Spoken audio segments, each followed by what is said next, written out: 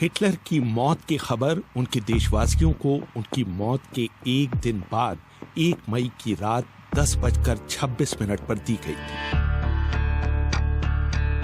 खबर में बताया गया था कि हिटलर आज दोपहर राइक चांसलरी में सोवियत सैनिकों से लड़ते हुए मारे गए। उन्होंने अपनी अंतिम सांस तक सोवियत सैनिकों का मुकाबला किया। अभी 30 अप्रैल 1945 को चांसलरी के बगीचे में हिटलर का शव पूरी तरह से जला भी नहीं था कि उनके साथियों ने बिल्कुल नजदीक आ चुकी सोवियत सेना से संपर्क साधने के प्रयास शुरू कर दिए थे। उन्होंने अपने एक प्रतिनिधि के तौर पर जनरल क्रेप्स को सोवियत सेना के सेनापति मार्शल ज़ुकोव से मिलने भेजा। इयान कर्शा हिटलर की जीवनी में लिखते हैं, जनरल क्रेप्स को भेजने का फायदा ये था कि वो पहले मॉस्को में जर्मनी के सैनिक अटैशे के रूप में काम कर चुके थे और रूसी भाषा बोलना जानते थे। क्रेप्स रात में 10 बजे गोबेल्स और बोरमान का पत्र और सफेद झंडा लेकर सोवियत खेमे की तरफ रवाना हुए। सुबह 6 बजे वापस लौटकर उन्होंने सूचना दी कि सोवियत सेना बिना शर्त आत्मसमर्पण पर जोर दे रही है और वो ये भी चाहती है कि हम 1 मई को दोपहर 4 बजे तक इस बारे में अपनी मंशा उन्हें बता दें। ये सुनते ही गोबेल्स और उनके दूसरे साथियों के मुंह लटक गए और हर कोई अपनी जान बचाने की जुगत में लग गया। लेकिन हिटलर के नजदीकी गोबेल्स ने पहले ही तय कर लिया था कि वो भी हिटलर की तरह अपनी जान देंगे। इससे एक दिन पहले यानी 30 अप्रैल को हिटलर के आत्महत्या करने के बाद गोबेल्स की पत्नी माग्दा गोबेल्स ने अपनी पहली शादी से पैदा हुए पुत्र को पत्र भेजकर बता दिया था कि वो अपने पति और 6 बच्चों के साथ आत्महत्या करने जा रही है।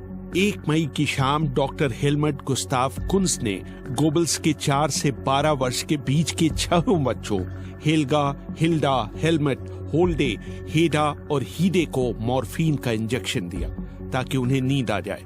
जोकिम फेस्ट अपनी किताब इनसाइड हिटलर्स बंकर में लिखते हैं, इसके बाद हिटलर के निजी चिकित्सक लुडविग स्टम्पफेगर की उपस्थिति में किसी ने इन बच्चों का मुंह खोला और माग्दा ने हाइड्रोजन साइनाइड की कुछ बूंदें उनके गले में उतार दी।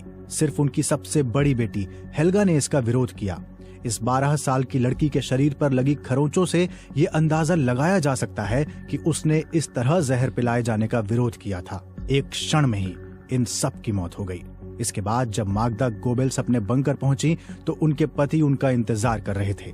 उन्होंने उनसे सिर्फ 3 शब्द कहे, काम हो गया। इसके बाद वो सुबक सुबक कर रोने लगी। रात 8:30 बजे गोबेल्स ने अचानक बिना कुछ कहे अपनी टोपी और ग्लव्स पहने। वो और उनकी पत्नी बंकर की सीढ़ियां चढ़ने लगे। माग्दा ने 3 दिन पहले उन्हें हिटलर का दिया पार्टी का गोल्डन बैज पहन रखा था। सीढ़ी चढ़ते हुए गोबेल्स ने अपने टेलीफोन ऑपरेटर रोहस मिश से कहा, अब आपकी जरूरत नहीं है। रिचर्ड जे एवांस अपनी किताब थर्ड राइक एट वॉर में लिखते हैं, बंकर से बाहर निकलने से पहले गोबेल्स दंपत्ति थोड़ा ठिठके, फिर उन्होंने साइनाइड के कैप्सूल को चबा लिया। कुछ ही सेकंड में उनकी मौत हो गई। एसएस के एक सैनिक ने ये सुनिश्चित करने के लिए कि उनकी मौत हो गई है, उनके शरीर पर 2-2 बार गोलियां चलाई। इसके बाद उनके शवों को आग लगा दी गई। हिटलर और इवा ब्राउन को जलाने के बाद बहुत कम पेट्रोल बचा था, इसलिए गोबेल्स और माग्दा का शव पूरी तरह नहीं जल पाया और जब अगले दिन सोवियत सैनिक चांसलरी पहुंचे तो उन्होंने बहुत आसानी से उनके शवों को पहचान लिया। जब सोवियत सैनिक राइक चांसलरी में घुसे तो उन्होंने जनरल बर्गडॉर्फ और जनरल क्रेप्स को एक मेज पर बैठे पाया। उनके सामने शराब की आधी खाली बोतलें पड़ी हुई थी और वो जीवित नहीं थे। इससे पहले बंकर में मौजूद सभी महत्वपूर्ण फाइलों को जला दिया गया। एसएस के सैनिकों ने कहीं से और पेट्रोल का जुगाड़ किया और हिटलर की स्टडी में आग लगा दी।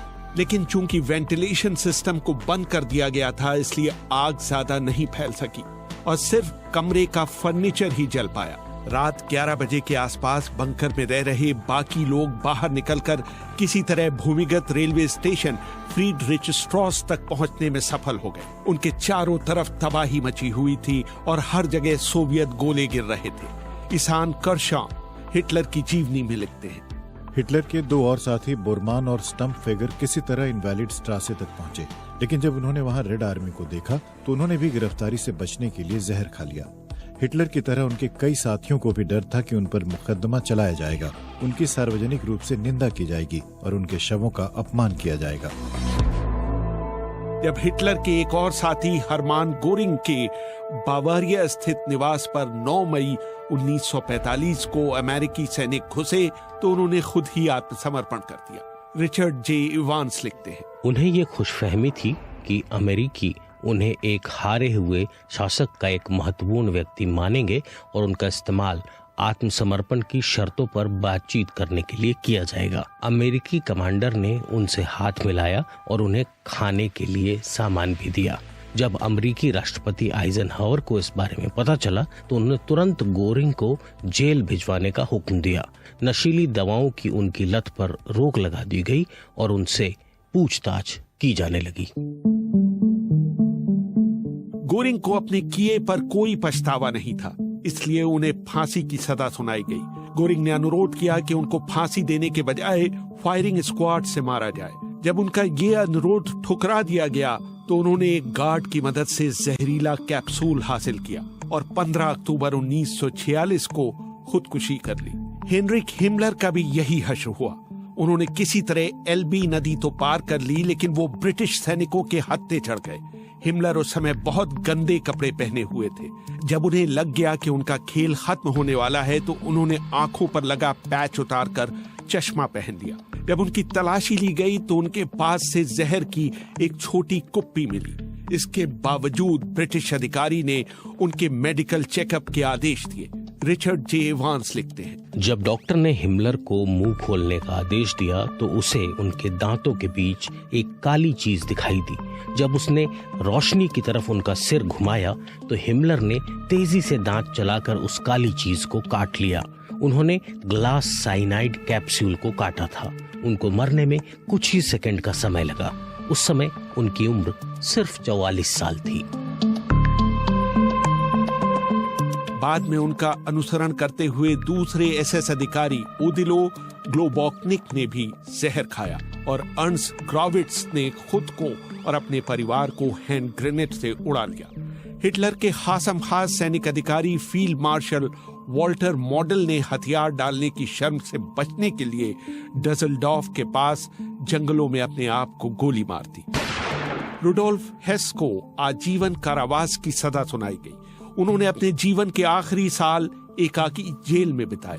वर्ष 1987 में 93 साल की उम्र में उन्होंने जेल में ही फांसी लगाकर आत्महत्या कर ली। क्रिस्टियन गोइस्चेल ने अपनी किताब suicide at the end of the third Reich में लिखा, सरकारी आंकड़ों के अनुसार बर्लिन में मार्च में 238 आत्महत्याएं हुई थीं, जो अप्रैल में बढ़कर 3881 हो गईं। अधिकतर खुदकुशी नोट्स में वर्तमान परिस्थितियों और सोवियत हमले के डर को इनका कारण बताया गया था। अधिकतर अभिभावकों ने अपने बच्चों की हत्या करने के बाद अपनी जान ली। जर्मन लेबर फ्रंट के प्रमुख रॉबर्ट ले को अमेरिकी सैनिकों ने तिरोल की पहाड़ियों पर पकड़ा। उसने भी 24 अक्टूबर 1945 को नूरेमबर्ग में एक जेल शौचालय में अपने ही हाथों से अपना गला घोट लिया। पूर्व विदेश मंत्री जोआकिम रिबेनट्रॉप और हिटलर के प्रमुख सैनिक सलाहकार अल्फ्रेड जोडी को 16 अक्टूबर 1946 को गोली से उड़ा दिया गया। बहुत कम लोगों ने उनकी मौत पर दुख मनाया। एक और युद्ध अपराधी अडोल्फ आइशमैन नकली पहचान पत्रों की मदद से भूमिगत होने में सफल हो गया। वो अर्जेंटीना पहुंच गया, जहां जुआन पेरो की सरकार कई नाजी और एसएस सैनिकों को शरण दे रही थी।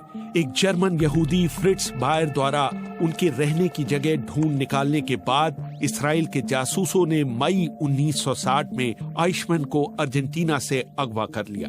उसे यरूशलेम लाकर नरसंहार का मुकदमा चलाया गया। उसको फांसी की सजा सुनाई गई और 31 मई 1962 को उसे फांसी पर लटका दिया गया।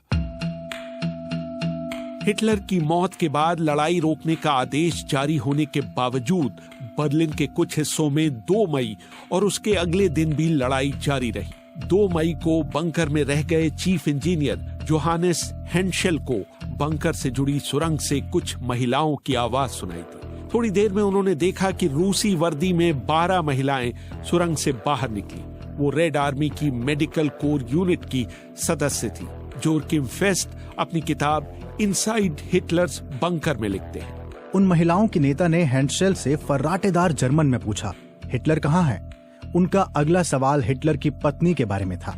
उन्होंने हैंडशेल से कहा कि वो उन्हें ईवा ब्राउन के कमरे तक ले जाएं। वहां पहुंचकर उन महिलाओं ने ब्राउन की वार्डरोब खोली और वहां जो कुछ भी इस्तेमाल करने लायक था अपने साथ लाए थैलों में भर लिया। जब वो कमरे से बाहर निकली तो उनकी बाँछें खिली हुई थीं और उनके हाथों में ईवा ब्राउन के अंडरगारमेंट्स थे। जब 2 मई 1945 को जर्मन कमांडरों ने बर्लिन में अपने सैनिकों से हथियार डालने के लिए कहा तो उन्होंने उसे ये कहकर सही ठहराया कि हिटलर ने अपने आप को मारकर उनको अपने हाल पर छोड़ दिया है। हेनरिक ब्रेलोयर ने अपनी किताब गेहाइम उमवेट में लिखा, हिटलर के मरने पर जर्मनी में दुख मनाने के दृश्य नहीं देखे गए। 8 साल बाद रूसी जिस तरह से स्टालिन के मरने पर रोए थे, उस तरह कोई भी जर्मन रोता हुआ नहीं दिखाई दिया। सिर्फ कुछ स्कूलों में सुबह की प्रार्थना के वक्त हिटलर की मौत की घोषणा के बाद कुछ छात्रों की आंखों में आंसू जरूर देखे गए। मानव इतिहास में इससे पहले किसी बर्बादी को इस तरह एक व्यक्ति के साथ जोड़कर नहीं देखा गया। हिटलर ने इस युद्ध की शुरुआत की थी जिसने 5 करोड़ लोगों के प्राण ले लिए।